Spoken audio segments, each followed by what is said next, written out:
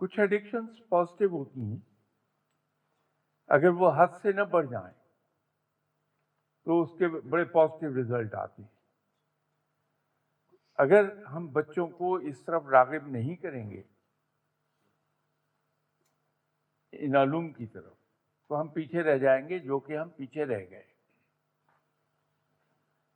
تو ایک لمٹ کے اندر رکھیے بچوں کو اور ان کو ادھر کو جانے دیجیے آزادی کے ساتھ، اس کا بڑا اچھا رزلٹ آئے گا کہ ان کے پاس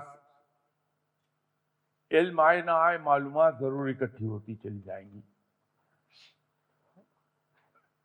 یہ میں نے اس لیے دو باتیں کہیں کہ علم آئے یا نہ آئے معلومات ضرور اکٹھی ہو جائیں گی، کہ جب تک کوئی علم ہماری زندگی کے رویوں کو بدل نہ دے وہ معلومات رہتی ہیں، لیکن جب وہی معلومات ہماری زندگی کے رویوں کو چینج کر دیں وہ علم بن جاتی ہے۔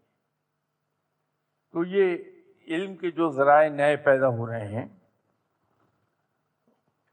ادھر تو بچوں کو راغب کرنا چاہیے بجائے اس کے کہ ہم روکیں۔ وہ ایڈکشن اس لیے بنتی ہے، آپ نے جو لفظ استعمال کیا بڑا صحیح کیا، ایڈکشن اس طرح بنتی ہے کہ انسان تن آسان پیدا ہوا ہے، تن آسانی کی طرف جاتا ہے۔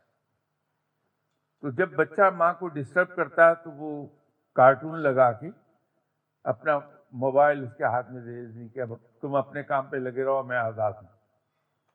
تو یوں بچہ دن بدن ایڈکٹ ہوتا جاتا ہے۔ یہ کام نہ کیجیے، بچے کو ایک حد کے اندر رکھیے اور اس کو معلومات دنیا